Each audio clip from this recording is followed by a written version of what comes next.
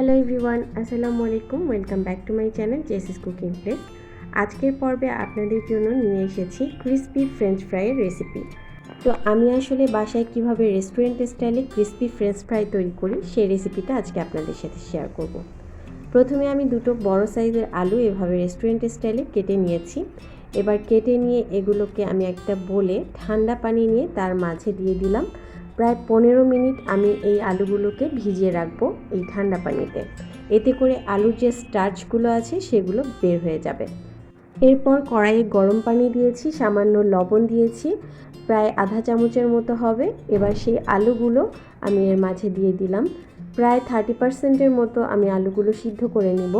30% সিদ্ধ হয়ে গেলে এভাবে একটা ছাঁকনি দিয়ে তুলে একটা কিচেন টিস্যুর উপরে আমি আলুগুলোকে ছড়িয়ে দিব। এভাবে আলুগুলোকে ঠান্ডা করে নিতে হবে, আর টিস্যুর কারণে আলুগুলোর ভেতরে যে একটা এক্সট্রা ভেজা ভাব আছে সেটা সরে যাবে। তো এখন আমি আলুগুলোকে পুরোপুরি ঠান্ডা করে একটা বোলের মধ্যে নিয়ে নিয়েছি। এবার এগুলোকে ক্রিস্পি করার জন্য ভেতরে দিয়ে দিচ্ছি 1 টেবিল চামচ কর্নফ্লাওয়ার এবং 1 টেবিল চামচ ময়দা। আপনারা এর পরিবর্তে চালের গুঁড়া ব্যবহার করতে পারেন। এভাবে একটু ঝাঁকিয়ে মিশিয়ে নিলাম। তারপর একটা ছাঁকনিতে এই এক্সট্রা যে ময়দা আর কর্নফ্লাওয়ারের মিশ্রণটা আছে সেটা চালনি দিয়ে নিচে পড়ে যাবে। এতে করে ফ্রেঞ্চ ফ্রাইটা আরও ক্রিস্পি হবে।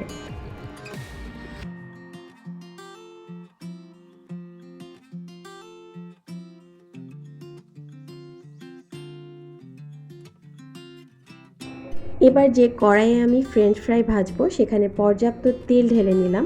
তেলের কোনো পরিমাপ নেই, সম্পূর্ণ আপনার ইচ্ছা মতো। যেহেতু ফ্রেঞ্চ ফ্রাইটা আমাকে ডুবো তেলে ভাজতে হবে, তাই তেলটা পর্যাপ্তই নিতে হবে।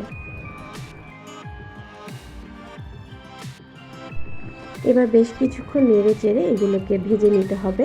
আর চাইলে আপনারা ডাবল ফ্রাই করতে পারেন। এই অবস্থায় এই পর্যায়ে আমরা তুলে রাখতে পারি ঠিক এইভাবে। আর তুলে রেখে আমরা যখন আবার খাবো তখন আরেকবার ফ্রাই করে নিলেই হবে। তো আমি আর তুলে রাখিনি, যেহেতু এখনই খেয়ে ফেলবো তাই একবারই ফ্রাই করে নিয়েছি। ঠিক একইভাবে আমি পরেরগুলো ভেজে নিচ্ছি।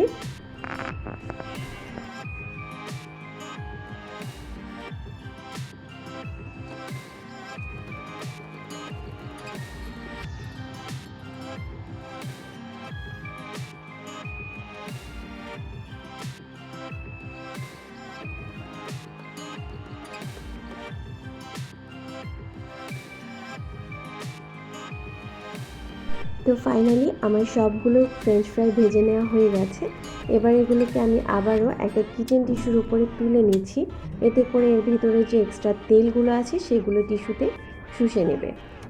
ব্যাস, এভাবেই আমি তৈরি করি বাসায় ফ্রেঞ্চ ফ্রাই। আশা করছি আপনাদের কাছে খুবই ভালো লাগবে। আজকের এই ফ্রেঞ্চ ফ্রাইটা অবশ্যই ট্রাই করবেন। এই ফ্রেঞ্চ ফ্রাইগুলো অনেকক্ষণ ক্রিস্পি থাকে, খেতে অসম্ভব মজা। আশা করছি আপনাদের কাছে আমার আজকের রেসিপিটা ভালো লেগেছে। ভালো লেগে থাকলে অবশ্যই লাইক, কমেন্ট, শেয়ার করবেন। সবাই ভালো থাকবেন। আজকে এ পর্যন্তই। আল্লাহ হাফেজ।